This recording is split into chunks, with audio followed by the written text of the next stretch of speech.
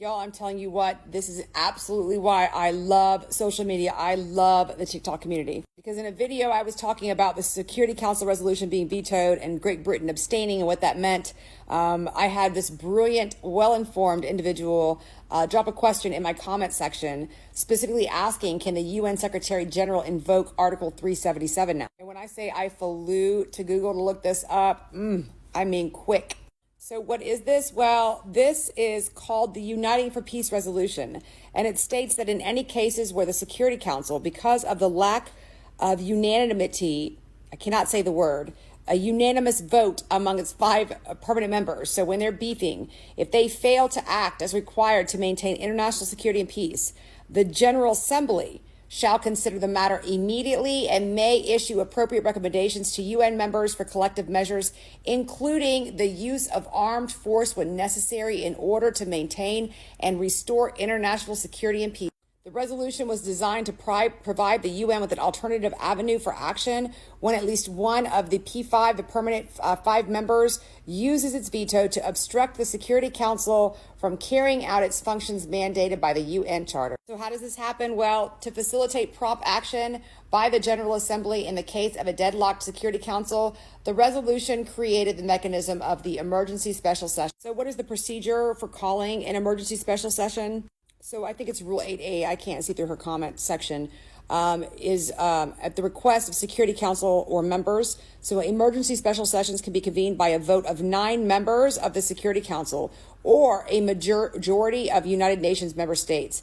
These sessions must be convened within 24 hours of any vote. 9B allows a member state of the United Nations to request the Secretary General to convene an emergency special session. Rule 10, a notification requires the Secretary General to notify member states at least 12 hours in advance of the opening of an emergency special session convened pursuant to Rule 8B. Agenda Rule 16 states the provisional agenda of an emergency special session shall be communicated to member states simultaneously with the communication convening the session. 19, during an emergency special session, additional agenda items may be added for consideration by 2/3 majority if the members present in voting. And then Rule 20 just requires an item proposed for inclusion in the agenda to be accompanied by an explanatory memorandum. So I will say it's not the Secretary General who invokes Article 377, but the existence of 377A, I have not heard of it before. But this definitely represents a very, very interesting step that can now be taken. Another interesting thing to note about the Resolution 377A is that the Uniting for Peace resolution was actually initiated by the United States, which they proposed and initiated as a means of circumventing Soviet votes during the course of the Korean War. It is worth pondering for a moment on the full circle moment here for the U.S. Anyways, there you have it. Resolution 377A, the Uniting for Peace resolution. Will it be a next step? Seems like the logical next step.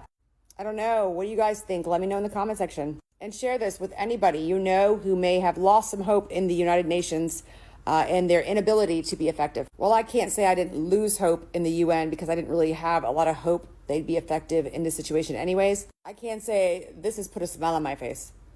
So once again, big thanks to this user for referencing this, for dropping this question.